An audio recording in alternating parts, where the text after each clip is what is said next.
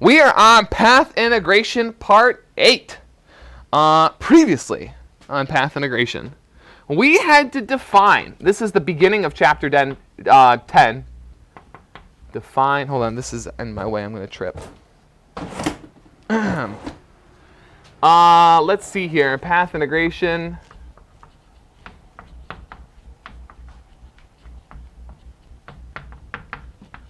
Part 8. Woohoo! We had to define what was called the exact propagator. So define the exact propagator. All right, so we had to define the exact propagator. So we defined it as such. We did 1 over I, and then we had this weird looking propagator thing that looks like a little bit filled in of a delta function. And it was x1 minus x2. And that was defined as 0. And this was the time ordered product of the fields x1 and the field at x2. And we were just trying to figure out what the propagator was. And we found out that we could do that calculation pretty easily using the stuff we learned on path integration. Anyways, where are we at? Oh, yeah, so we had this little brief formalism sidestep where we said that this delta j was equal to this, and this was the functional derivative. So we're going to be using this a lot as well. We're going to be using this small functional, or this small notation, because there's a lot of these. And we did this such so that we could figure out what this time ordering product on the vacuum was. With x1 and the field at x2. And that was equal to this double functional derivative times IW, where W, I don't know why I said it like that, W, where this W was equal to, the sum, where IW of J was defined as the sum of all of the connected diagrams that were not vacuum diagrams. Okay? And we got that there's, what did we get? Well, we got that this, for this particular vacuum expectation value of the time ordered product of these two fields at these 2 points was equal to 1 over I. The exact propagator of those x1 minus x2 was actually equal to the normal propagator, what we know to be the, what we know from when we did our calculations with the Green's functions of x1 minus x2, and then plus some higher ordered terms of g squared. And since this is perturbation theory, we're going to choose what level of g we want. You know what I mean? Like, we get to choose what level of g we want because, easy, because of perturbation theory in general. Okay.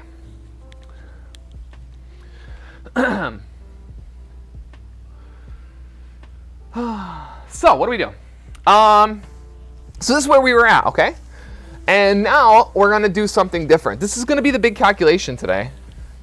We're going to take a look at what this is going to look like. Actually, before we get to the big calculation today, we're going to take a look at the time ordered product on 4 fields. Okay, so the time ordered product on 4 fields. And this is what's going to be new today. So this is where we're starting.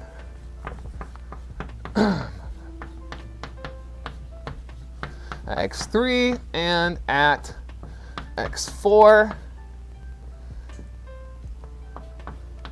And if you guys are familiar with the blurry?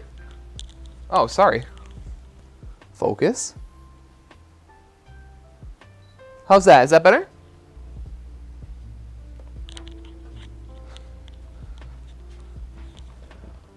It should be better.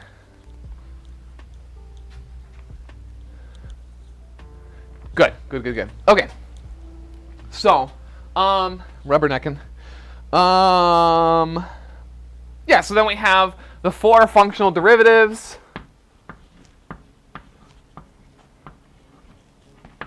Times z of j, evaluated at j equals 0. And that's how we're going to figure out the time ordered vacuum expectation value. Okay? So let's And how did we do that? Well, we ended up getting the following terms, and these are important because we have to kind of pick these apart a little bit. So we have D1, D2, D3, D4. We're going to rewrite this in terms of I and W because we know that we don't want all of the things that Z has to offer us. We just want to kind of do what the W has to offer us, which was basically get rid of the vacuum diagrams, get rid of the tadpole diagrams, keep only the connected diagrams. It was all of that stuff we did last week where we ended up using very little of the diagrams that we had because we had to get rid of the different divergences and what shows up in renormalization and all that other good jazz. So we get all four of these functional derivatives acting on IW, but we also get some extra terms, right? And we get the following terms. We get the first and second functional derivatives, IW. Excuse me. The third and fourth functional derivatives, IW. Is that plus? Yeah, it's plus. And then plus the first and third functional derivatives acting on I and W. And then the second and fourth. There's going to be a lot of me trying to follow my notes a little bit because we changed these numbers around a ton today. And I have to make sure that as I go from line to line, I don't recopy lines over again. And then the functional derivative, and then there's the functional derivative of 2 and 3 on I and W. And what does this, and this is all evaluated, of course, at, let's do this, so we know that that is like that, evaluated at j is equal to 0. And that's to get rid of the sources, because once we set that j equals to 0, the sources are gone, and we get to get rid of them on our Feynman diagrams, and we get these beautiful the sources on the Feynman diagrams. We get the actual beautiful looking Feynman diagrams that we know and love from the movies. So here's the big integral that we're going to solve, okay? And in order to get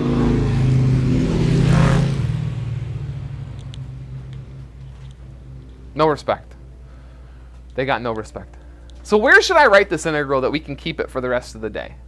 I didn't realize we were introducing it so early, but we are going to have to keep it up. Maybe I'll just have to rewrite it a couple times. But let's write down the integral, and this is going to be the goal of today. So let's see, goal of today. Evaluate this beautiful integral. If we were to take two particles in, two particles out, then there's going to be some series of states that can exist in that, and it depends on what particles are going in and what particles are going out.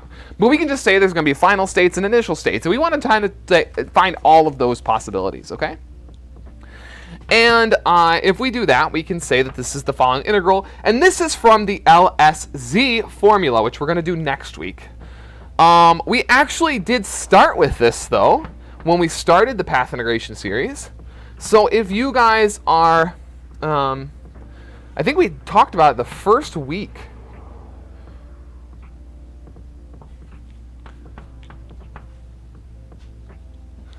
I don't think I have room to write it there anyways. So we're going to kind of pull it apart here in a second too. But we're going to actually derive this thing next week. It's going to be, that's going to be the first of our mathematical series. Because after this, we're going to start trying to do some of the math behind this. And when I say math, I mean physics math. Behind some of these integrals. Okay, so there's that. There's the next term, which is multiplied by all of the Klein-Gordon equations. One for each of the particles. 2 plus m2, m squared. And then we have minus the double derivative of 1 prime plus m squared. And then minus the double derivative of 2 prime plus m squared.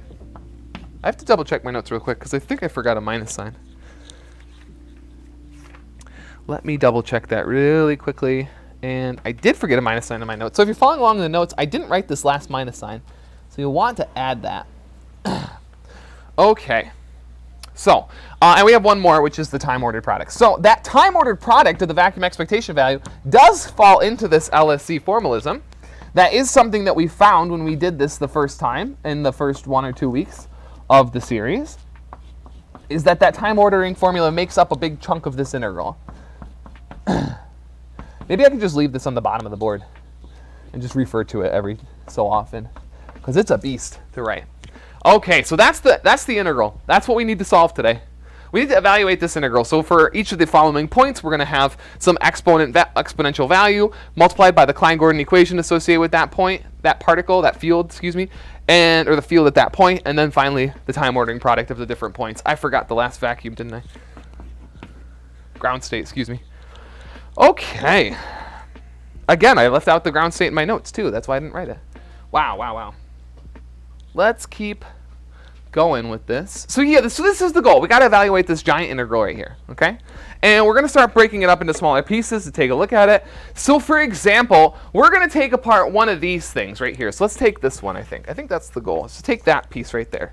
We want to kind of figure out what that is. Notice how this entire thing is supposed to be down here. Like this whole thing exists right here in this term. So we have to look at each of these terms, and we're going to find out some ways to make it easier and some ways to make it nicer. So let's see here.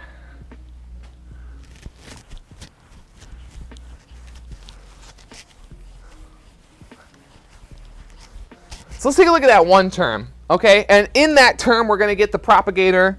Because again, if you like apply each of the derivatives, each of the functional derivatives to that w, then they're going to get a propagator. After you apply 2, you'll get a propagator, and that's what we wanted to have. So the propagator of that one I underlined looks like this. So for example, we're going to take a look at this guy right here, and this is the propagator of x1 minus x1 prime, and 1 over I of times the propagator of x2 minus x2 prime. Okay? And here's the problem, is this is 2 propagators.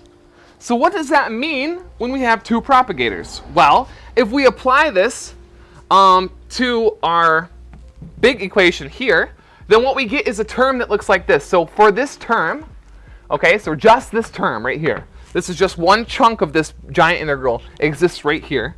And that's going to be the following. We're going to get the integral from d4 x1, d4 x2, d4 x1 prime, d4 x2 prime, e to the I, k1 x1 plus k2 x2 minus k1 x1 prime minus k2 x, wait, are those primes? Oh, k1 prime x1 prime, k2 prime x2 prime, there we go. And then the following, oh, and then times these abbreviations, which is f of x1 1 prime and f x2 2 prime. And then let me tell you what those are really quickly. But before I do, we'll just say that this will simplify. This term will simplify to the following, and then we'll write down all of the necessary math for evaluating this. If you so choose to evaluate this on your own, or if you just want to believe me, as I believe should Nikki, because it does seem kind of straightforward, but I wouldn't know exactly without doing it whether or not it was straightforward. And sometimes I'll look at something like this and say, hey, this looks pretty straightforward. And then I'll try to do it and realize that I'm very wrong. It is not straightforward at all and requires a significant amount of work. But we don't need to get too far before we start to see some issues here. Minus k2 prime times f squiggle of k bar 1 1. Now this is going to be 1 prime, excuse me, and then f squiggle of k bar. And remember that these k bars are what? So the x's that are inside the top one, xi and j prime is equal to, or defined as x1 minus minus xj prime. And then k bar, if you guys remember this from way back when we first started this series, j prime was defined as k1 or ki plus kj prime divided by 2. So the momentum, the average over the momentum for that small chunk of time that we were looking at, right? And so if you remember all this stuff, you see that we start to get some issues here, right? Namely, these give us the wrong diagrams, okay? So if we follow the following, we'll get one more. Oh, I'm sorry, I didn't write what f was. Excuse me. F of x of ij prime. Oh no, I guess just ij. is defined as the two Klein-Gordon equations that make up this. I plus m squared minus j plus m squared delta xij. And that's it. So that's it. And so we can plug this stuff in, and if you want to evaluate this integral, it's relatively straightforward. You're going to get you're going to have this, which will break down to like this is well, you can integrate it over and get a delta function out of it. The issue is here, and we can even see it when we just go back to this part right here, is we have two propagators. And the one of the main things that we're trying to do right now is solve for scattering. Like, we want to find scattering. I forgot to mention it this week, but last week that was the main point, and that's also the chapter or the title of chapter 10, is scattering amplitudes and Feynman rules. The diagrams associated with this, if we were to write x1 and well, let's just write 1, 2, 1 prime, 2 prime. The diagrams associated with this are like this, which is a big issue because there's no scattering here. It's just two propagators. It doesn't make any sense. Squiggle. Tilde? How do you pronounce it? Everybody who yells at me about my pronunciations. A cat chased a spider across the board. Today's a lot of these fun, like, really big equations. I don't know how to pronounce it. I think it's tilde. Tilde? I think it's tilde. Anyways, but this is just one of the two problems, one of the two arrangements of the propagators. Remember how we had that, the four functionals acting on I and W, and then we had three terms where we had two functionals acting on one W and two functionals acting on another W, and we had those three terms lined up like this. Well, this is one of them. Another one might look like this, and another one might look like this.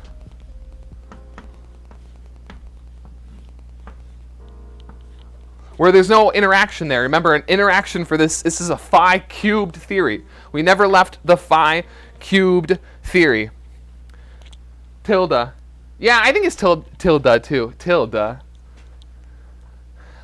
Where there's a phi cubed theory, the interaction vertices always have to have 3 incoming particles, not 4. That's a phi fourth theory. But we're on phi cubed theory, so this is just two propagators going to different particles. So each of those three terms with the two functionals acting on one W and two functionals acting on another W produce one of these graphs, none of which are scattering, all of which are just free particles not interacting. So that means that this is not going to consist of the W's of all of those three terms. It's just going to consist of the one term, the four functionals acting on the one W. Okay, and that's how we're going to derive this scattering stuff. So in general, the diagrams that we want to contribute to the scattering amplitudes are going to be fully connected. That means that those two free-floating propagators that just make one particle go to one particle go to the other particle, and nothing happens, those are all gone. Okay? So this means that the only thing that we really care about for this is this term that I described here. And this is why this is not mathematics, by the way. I mean, there's a lot of reasons why this is not mathematics, but this is just one of them. The other one being like the high energy cutoffs and everything like that is just brutally not mathematical. It's so far from it. So then we'll put a little C there for the connected diagrams, and we just get this 4 functional derivatives acting on I, W as j goes to 0. Okay? This gives us 3 tree diagrams. Now remember, I said those tree diagrams are important. Back to work. Thanks for hanging out, NC, though. We love to have you. Those 3 tree diagrams are important. Those are very, very important when talking about scattering diagrams. So let's talk about 3 tree diagrams that make up the fields of 2 in, 2 out. Now, every time you change that, say you want to do 3 particles in and 2 particles out. Say you want to do 1 particle in and 2 particles out. That's a decay. That's not a scattering, I guess. Say you want to do, 5 particles in and and 2 particles out. There's all sorts of ways you can go about making these diagrams, and we're just talking about 2 in, 2 out.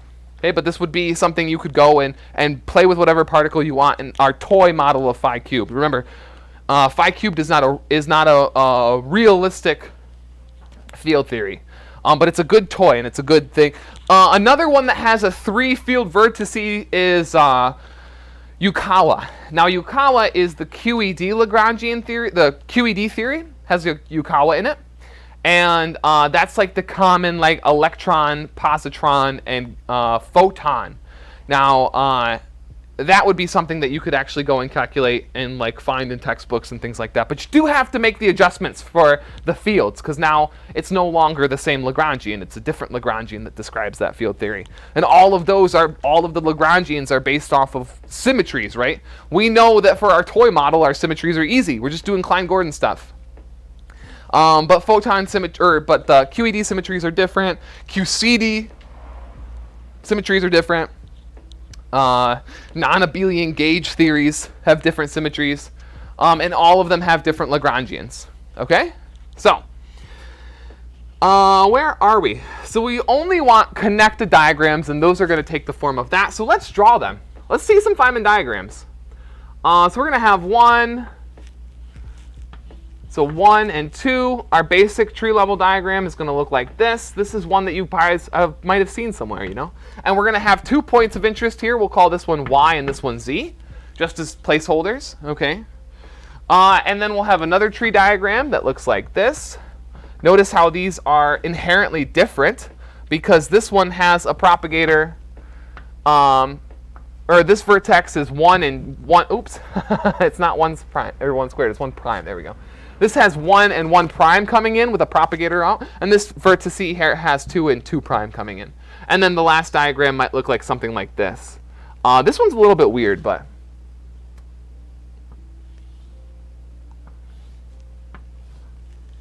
so we have 1, 2, 1 prime, and 2 prime. And here are the 2 vertices right here. And this is not a vertex. This is just lines crossing over each other. I just like to put all these in the same spot over and over again. And then again, we'll have this as our Y, and this is our Z. And at this vertice, we have 1 and 2 prime coming in, and then a propagator. And then in this vertice, we have 2 and 1 prime. So this is the beauty of all of these, is now we can actually construct I think I have to erase it, guys. You might need to keep this in your mind's eye, because I think I have to erase it, because I want to keep the Feynman diagrams up. And I'm out of room. So we're going to erase the main one, but you'll have to just keep it in your mind's eye. Or maybe we can write it again. I don't know how many times I want to write it. But here's the deal. We have to remember the rules of the diagrams. Now, we talked about like some rules when we had the rough diagrams, when we had the diagrams that have the sources, okay? And my advisor and I were discussing yesterday this stuff, and he wanted me to make sure that I understood that those source diagrams that we talked about before, where we have the black filled in circles, and then, that is just a source, that those aren't in any other text. And my advisor said he specifically did not find them necessarily helpful. I kind of liked it, because I thought it was nice that you can add those sources, and then this functional derivative basically got the source out. Like, that's how you set it equal to 0. And I thought that was really kind of like a nice key. But my advisor did stress that the source diagrams that we talked about before are unique to Srednicki, and other places might not have them. So just if you're like wondering why other textbooks don't have those diagrams with the black filled in circles, it's a unique to Srednicki thing. So I personally kind of like that. But let's talk about the rules that were established when we were talking about those last time. So we have the vertex. At a vertex, we had the following thing, and we're going to use these rules again. We had IG integral of d4x. We also had some renormalization constant, z sub g, and we handled that at the end of last episode, whatever you want to call it, last week. But this week, we're just going to set it to 0, or not to 0. We're going to set it equal to 1, because it's just going to get kind of convoluted if we worry about it again. And then we'll have them in the rules. We'll be like, well, what happens if you want to count all of the renormalization stuff? And then we'll like say a very easy way to bring it back in. So the propagator, remember, was 1 over I delta x minus y, where x and y were the 2 points of the vertices. For us, it's going to be y and z, so you'll see that show up with a y and a z. And then lastly, we had the sources, which the sources were ultimately all set to 0. But they did, for each of them, they did have a propagator, d4xjx. Because each of those sources had a propagator that was associated with it, and you'll see where that comes up. And then if you have studied a lot of quantum field theory, you can be like, well, hey, external legs don't have propagators there, buddy. But that's kind of the reason why I liked what Srednicki did, is because in Srednicki's thing, the external legs, they do have propagators until they don't. Like, there's this really nice way that he gets rid of the sources, and then with it gets rid of the propagators associated with them, and it's really, really nice, and we're about to see what it looks like. Okay, so now I do have to erase this because I have to write down our integral for solving these 3 diagrams. This is the important part right here. Notice the exponentials right here. That's going to be huge, okay? And also the Klein-Gordon stuff. Okay. So now we get to write down the integrals that solve this. Remember that this is the beauty, the absolute beauty of Feynman diagrams, is now we can just look at them and write down the integrals to solve them. And this is what we'll do. And then once we'll get there, we'll get to the what's it called? Scattering amplitude, maybe? I think. We'll have to look at it. I don't remember the exact name of it. We'll have to see. They all have like similar names. I don't want to screw them up. But this is the integral. So we're going to have 2 vertices for each of these. So out front, there's going to... Did you know that the cars aren't that loud? Are they not? It is the main feature of the LSD. Well, that and getting rid of the bubbles. Yeah. And I think it's such... I mean, Admiral, do you have this type of like admiration for it like I do? Like now that I'm like really getting to like dig into it and understand like how beautiful it is, about how all this stuff like works out, and how it's like accurate to like 12 decimal places for electron, like the QED stuff, like the QED, the Yukawa Lagrangian, the stuff I was talking about, that. Like that's how people really use that to measure the dipole moment of an electron to like 12 decimal places of accuracy with experimental. So like as much as this is abstract and weird, like there's been nothing as accurate as this, you know, in any history of physics. So it's crazy how amazing this stuff works. Sorry, I got a little drooly over this mathematics stuff. So now we're gonna have 2 vertices associated with each of these diagrams. So we're gonna have this out front. This is gonna pull it from both of them, and then we're gonna have this 1 over I to the 5th that each of these diagrams is gonna have, and then we get this propagator that each of these are gonna have. So it'll be d for y, d for z, and the propagators are different, as in they are different by what interactions they are propagating. However, they are not different in the space they travel. They are all delta y minus z. So we just have 1 propagator for all of the diagrams. And it's just you apply it to each of the diagrams. So each of these is applied to the following. And we're just going to have a system of 4 propagators that started by connecting the sources to the vertex like this.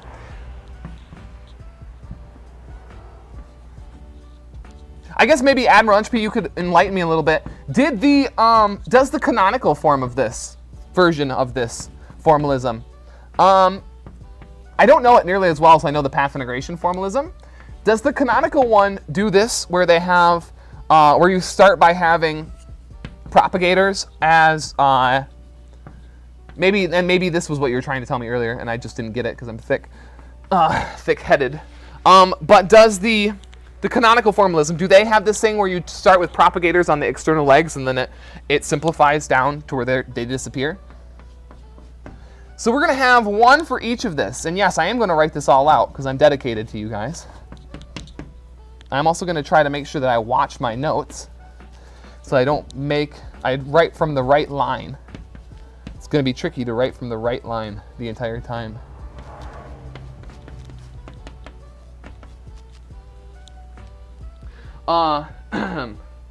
Okay, what else do we got? Oh, more.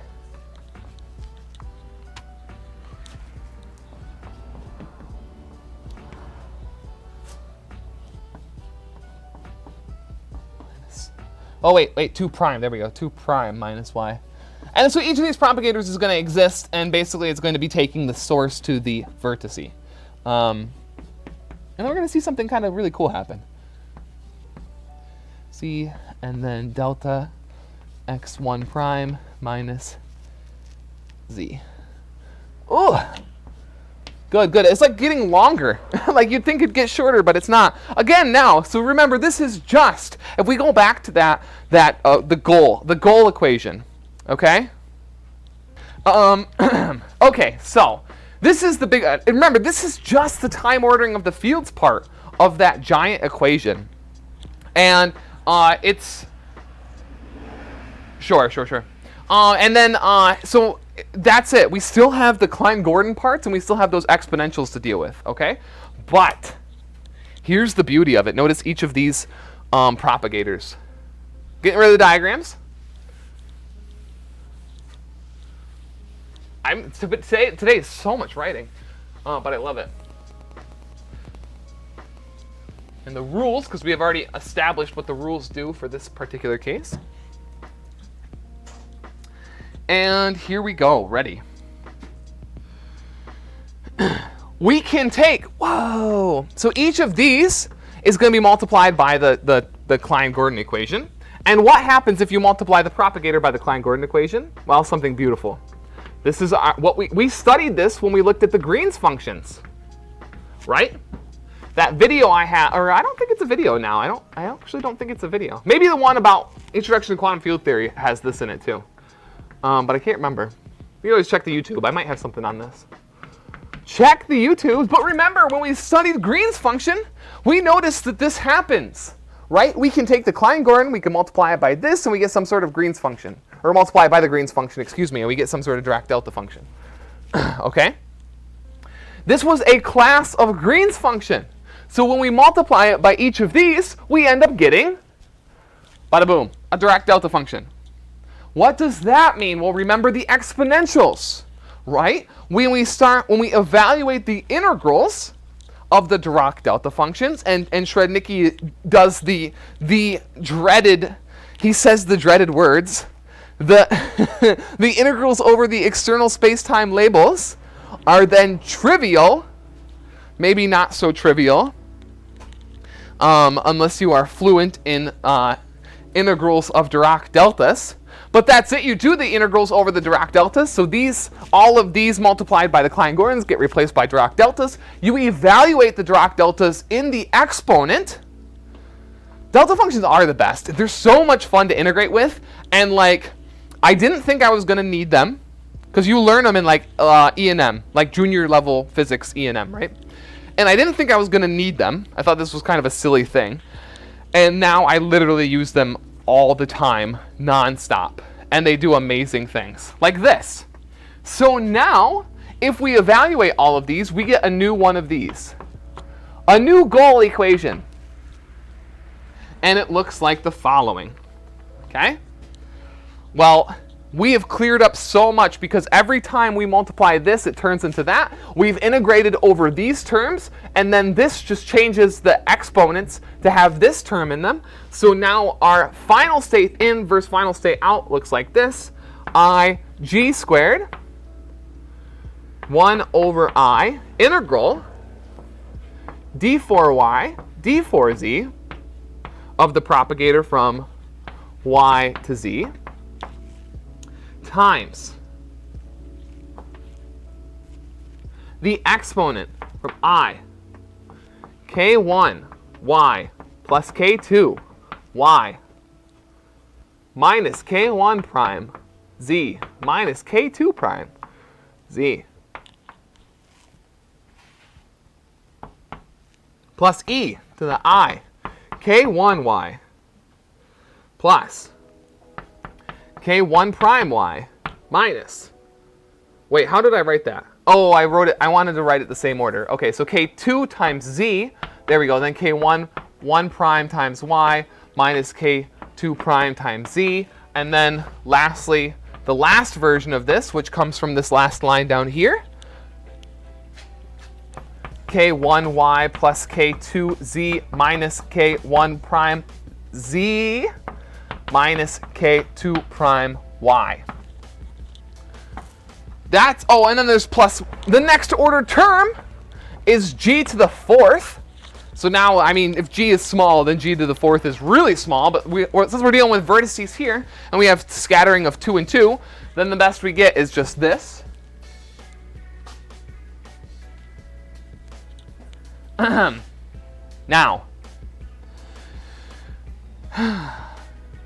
Now we can take this. We know what the Dirac delta is, or I'm sorry, we know what the delta function is. The Green's function, the class of green functions that solves the Klein-Gordon equation. That we've done that a bunch of times. The integral of d4k divided by 2 pi. This is RPG's jam right here, because this is where it gets a little bit nutty. 1k y minus z divided by k squared plus m squared minus I epsilon. Now,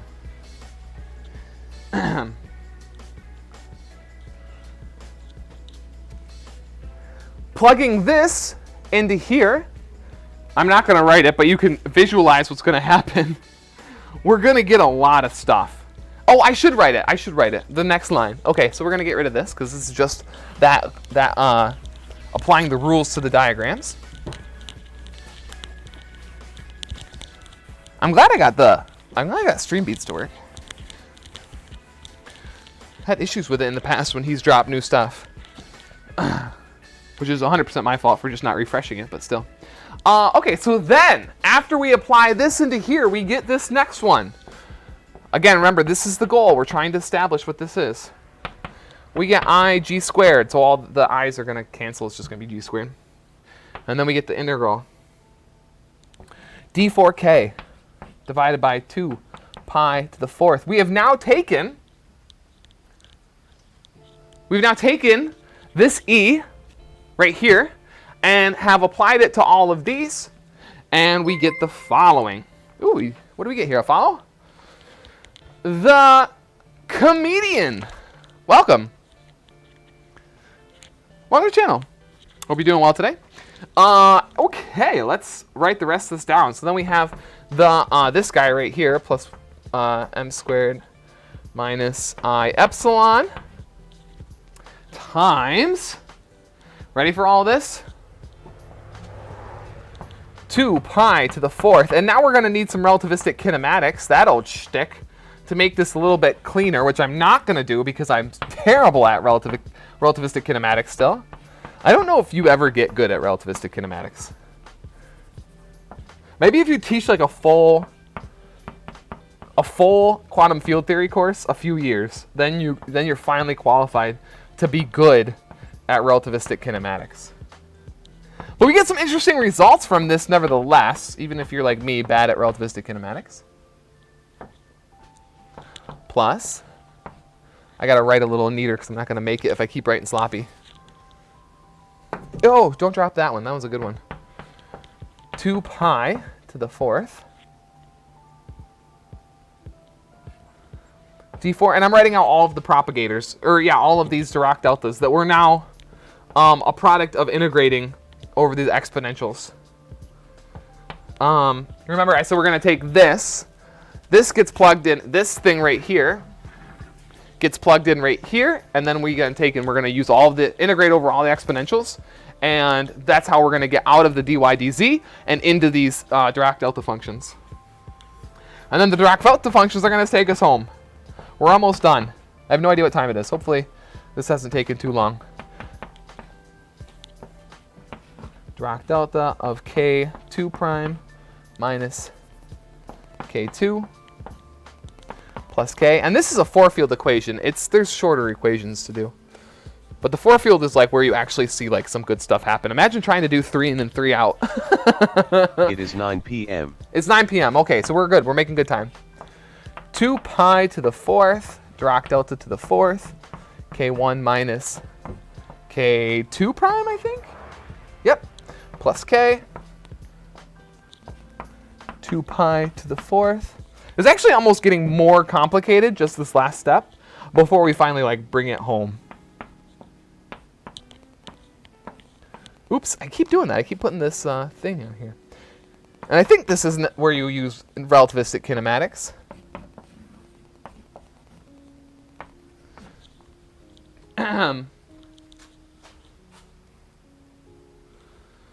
My brain is leaking from my ears. We're almost done. Everybody stuff the brain back in your ears. We're almost done. Because this integral is nice. Okay, so this integral is nice. After we do all this integral, it is a little bit tricky. I actually, come to think of it, I don't know if there's any relativist kinematics with this. I can't remember. It looks familiar for it. But like, it's just Dirac delta, so we're going to apply it to this each time we do it. And when we apply the Dirac deltas each time, we're going to get the following. And this is it. This is pretty much where we're ending. We're going to go over the Feynman rules, because now we're going to be able to know what them. Oh, it's a scattering matrix element. Very good. Okay. So it's Ig squared times 2 pi to the 4th, Dirac delta to the 4 of K1 plus K2 minus K1 prime minus K2 prime times. And then this is what we get. These are called are these the Mandelstem variables? I think these are the Mandelstem variables. Each of these exists as the channel which we're going to show, the Mandelstem channels, or the different channels, the ST and U channels, which I'm pretty sure are the Mandelstem variables. But maybe I'm assigning the wrong name to it. K1, K2 plus K1 minus K1 prime squared plus M squared plus 1 over K1 minus K2 prime plus M squared. Whoa. Now the M squared for this has absorbed the I epsilon naught, but it's still there. Okay. And then we have our higher orders. This is just says G to the 4th. You probably can't see it because of chat, but it's just the higher orders. Or can you? Oh, you can. Also, George WTF Bush. Welcome to the channel. Thanks for the follow. And here we are. So this is the final equation. We have now evaluated this. And what does this tell us? This tells us what the new diagrams are going to look like, which we're about to look at.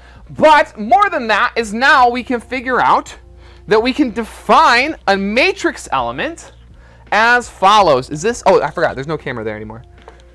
Fi is going to equal 2 pi to the 4th times this Dirac delta to the 4th of all of the momentums in minus all of the momentums out times I, let's move it down a little bit, times I, and then this wavy t, which will be our scattering matrix element, which will ultimately lead to our amplitudes.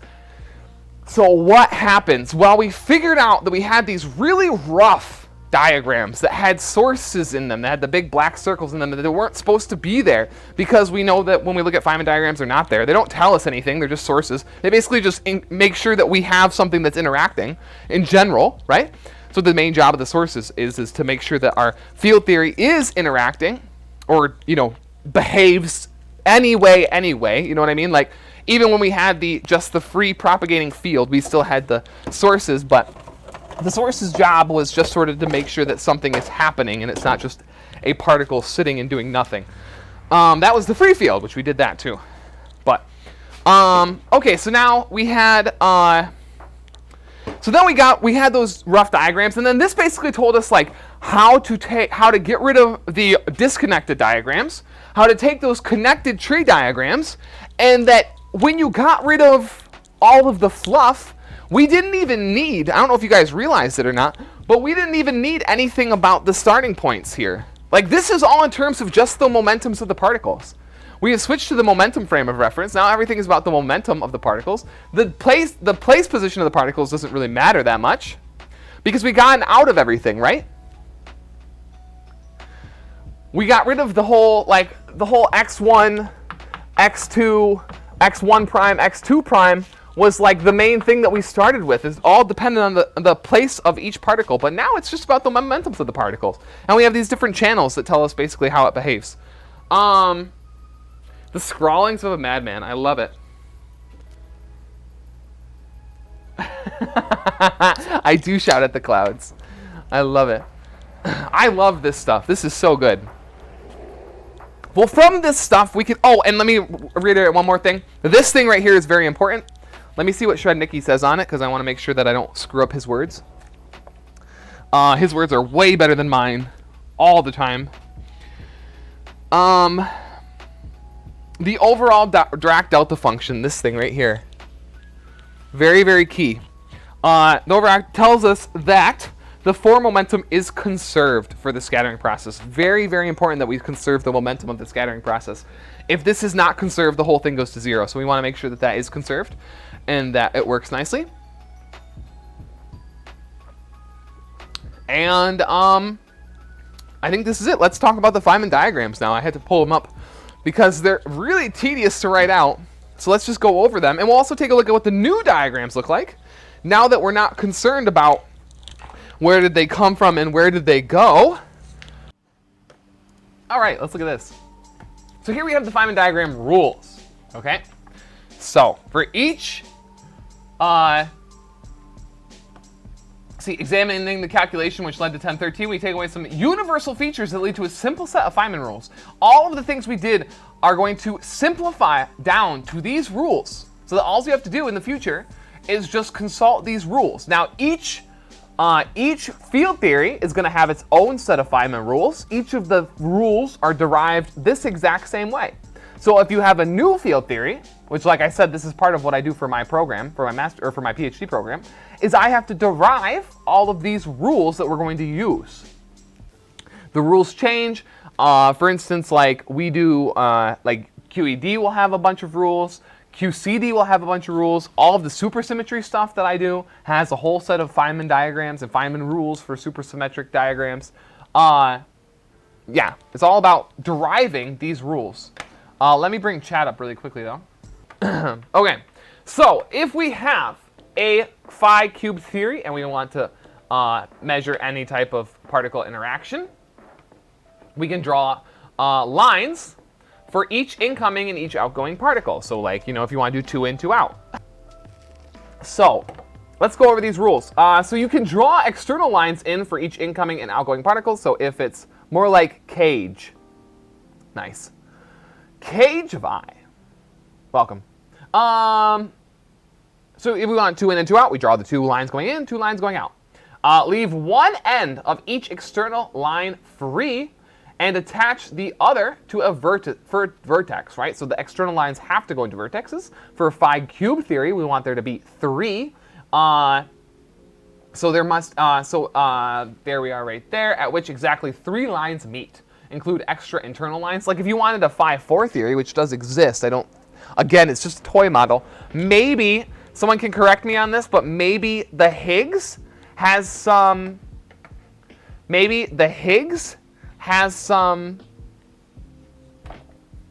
phi 4 application.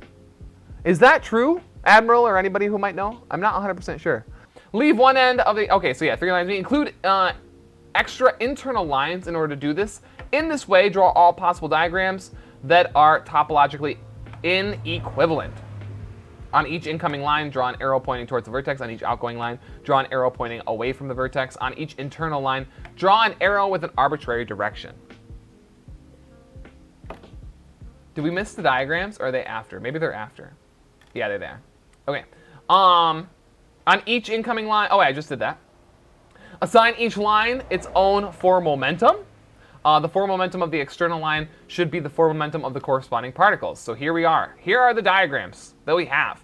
We have arrows coming in And then we have the arrows going arbitrarily going this way, which will dictate the sign of the propagator. And then we have the arrows going out for the external lines. So that goes in, out, out, propagator. In, propagator, out, out. Okay.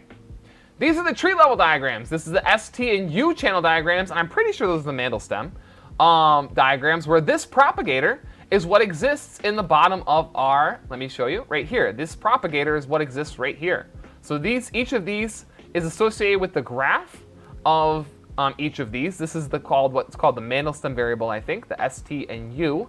And then these are the diagrams associated with that. And when you hear me talk about Nima Arkani Hamad's brilliant new work about redoing all of this in another way, he really focuses a ton of emphasis on the Mandelstem variables. That's like the goal. And like, I guess that's a very string theory thing to do, is what my advisor said, is to focus very heavily on building a theory out of the Mandelstem variables. But I don't know 100%. That's just what my advisor said. But if you get a chance and you know all this stuff and you have some time to kill and you want to learn the Nima Arkani Hamad stuff, I think it's on YouTube on the Harvard stuff, because that's where he taught it like last fall, 2019. But it's really, really good. I made it through like the first 5, but I needed to learn this first, I think, before I revisited it. So think of the forward momentum as flowing along the arrows to conserve forward momentum at each vertex for a tree diagram. This fixes the momentum on all internal lines. The value of a diagram consists of the following factors. For each external line, a 1. And notice now, we don't have what we had before, which was some delta function for each, some source times some delta function for the propagator or whatnot. As far as I know, 5.4 has no real use, and I've read also that it might be somehow dual to a free theory of some kind, but I forget the details. Okay, cool, interesting. I thought I heard someone say at some point that that there was some use for it in the Higgs, and as for Higgs fields, but I don't, as like a self-interacting Higgs or something like that. I don't know, and I have no idea what the Higgs is. I'm not there yet. So, okay. For each internal line, you have a momentum now. So now notice the difference between the rules have changed. Our rules from our rough thing, where we had the sources and then we had these two things look like both like propagators. And then the vertex is easier too. Now we don't even have to worry about integrating over that dx. I did hear a little bit of, someone else said something about Shrednicki with this too, but I'm going to pay it no mind because I don't know enough about it to know what they were talking about. This looks good to me, so. But these are easier. These are so much easier than what we had before, than the diagrams that we talked about before. Okay, and then we get back into some normalization stuff down here, some renormalization stuff, but the rest is pretty easy. A diagram with L closed loops will have L internal momenta, so we can do some loops. And then we just have to add some terms to it. A loop diagram may have some leftover symmetry factors, so we have to remember those symmetry factors and account for those. The tree diagrams are the lowest order of perturbation, so that's the easiest thing for us to do. But we should definitely consider some of the loops because they could be lower, or they could be low enough to have some impact. And if you want, the more precise you want your measurement, the more loops and stuff you want to do, the higher the perturbation you want to go, or the higher order of perturbation you want to go before you call it off.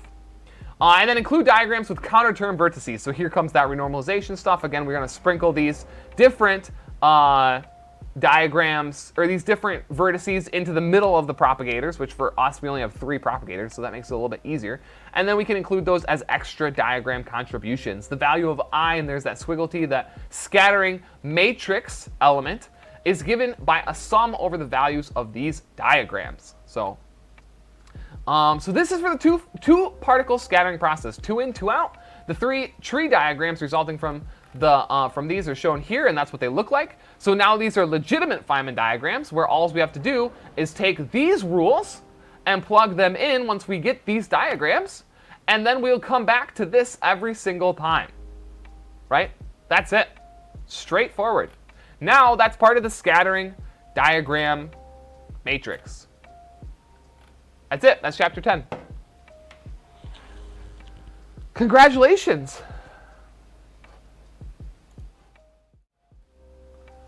Path integration part 8. Dunzo.